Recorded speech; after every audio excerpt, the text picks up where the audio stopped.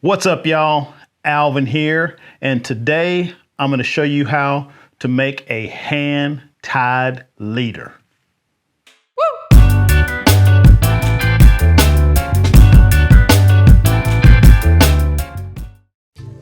All right, so I have made an entire video on leaders, just kind of some of the details about them, what all the different parts mean, and I'll link that right up there. You can go watch that.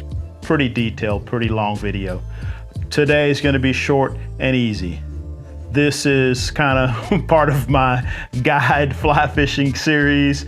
I got a whole series of videos on how to tie some guide flies. I'll link that up there. And this particular hand-tied leader sort of falls into that same vein. Super simple, super easy. So first off, you need to know how to tie 3 knots: the perfection loop, the blood knot, and a surgeon's knot. You could use a surgeon's instead of the blood knot, but for the thicker materials, the blood knot is going to make a little bit smoother connection. You could use the blood knot instead of the surgeon's knot to put your tippet on, but a lot of times that's unnecessary with the smaller tippet material. So here's everything I use to tie my leaders with. I've got 50 pound, 60 pound, 40 pound, 35, 25 pound, and then I've got several spools of smaller tippet material, 20, 16, and 12. And that's really about all I use for bass leaders and saltwater leaders, which is what I do most of the time.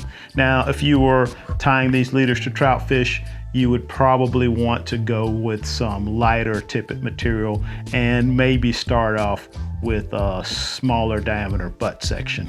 But for say like 6 through 9 weight, this is what I would do. All right, let's start off with, depending on the diameter of the fly line, somewhere between 60 and 40 pound for my butt section. Since I got the 60 pound here, I'm just gonna start with that. I've got this nice measuring tape here on the table, but if I'm out on the water, I just sort of eyeball this. But I'm gonna go with about a 3-foot section for the butt of my leader.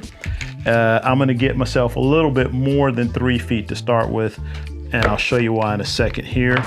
Okay, we're gonna clip it off, and that's my butt section. So about 3 feet of 60 pound test. First thing I'm gonna do is put my perfection loop in one end. That's the end that's going to attach to my fly line. Now, there's a lot of great videos out there on how to tie all these knots, the perfection loop. Another thing I forgot, you will need something to help snug some of these knots down.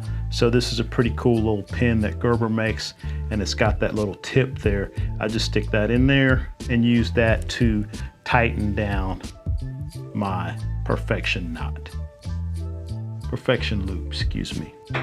All right, I do like to clip them pretty close, so I'll go ahead and do that now. All right, so we got our butt section. Now the next thing is going to be our midsection or our taper. Now for these leaders, I'm just gonna put one section to taper it. If you want it to get something that's a little bit more stealthy, maybe a little bit smoother presentation, you might go from your butt section and then do 2 sections to taper that leader down. But this is a pretty rough and tough, pretty crude leader that I'm gonna use for bass and redfish. And if I did wanna make it a little bit more stealthy, I'll show you what to do with that at the very end. So I'm gonna jump down from my 60 pound to my 40 pound. And I'm gonna get about the same length, a little bit more than 3 feet. Clip that off. And that's gonna be my taper. Now this is where I'm gonna use a blood knot. So once again, there's tons of videos out there that'll show you how to tie a blood knot. I'm not going to go through that right now, but basically 1, 2, 3, 4 turns on this side, and then we'll go ahead and do 4 turns on this side.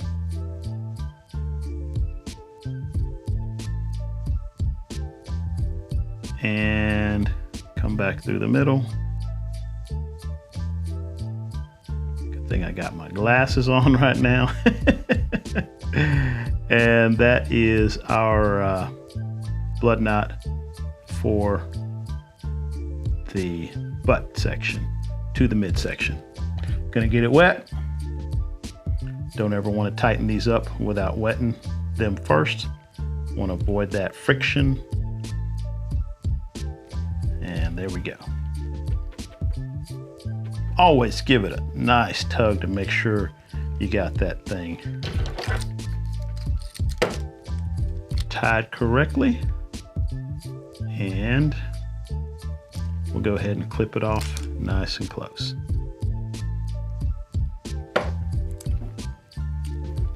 All right, we're getting close. So now we got about 6 feet of leader here. And then I'm gonna go ahead, gotta clip off both sides of that tag. All right. Okay, so then I'm gonna go ahead and put on my tippet. So I'm gonna go down to 20-pound test for the tippet. And I'm gonna put about 2 feet of 20-pound. So that's gonna be my tippet, about 2 feet long. For this, I'm gonna just use surgeon's knot. And the reason being is that this thinner diameter material, it's not as big of a deal to use a surgeon's knot. In the thicker material, if you use a surgeon's knot, always wet it, snug it. If you use a surgeon's knot in the thicker material, you end up with the little kink where the two come together. It's not as noticeable in this lighter material, so it's not that big of a deal. Go ahead and clip it. And I'm gonna call that done. So I got about an 8-foot leader.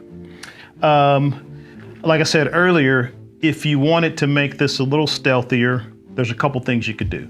Number one, you could put in another tapered section in here. So you could go maybe 60, 50, 30, and then tie your tippet on.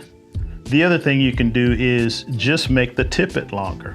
So if I'm throwing at redfish and they're pretty spooky, or I'm using a little bit heavier fly and I don't want it to splash as much, what I'll do is either make this 2-foot tippet section 4 feet long, or I can also tie on a couple of feet of some smaller diameter tippet. So that's why I always carry around the smaller stuff. So I've got 20, 16, and 12 here.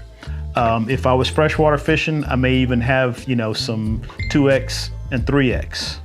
That's pretty much all there is to it. Once again, quick and easy, down and dirty, fish catching, guide leaders.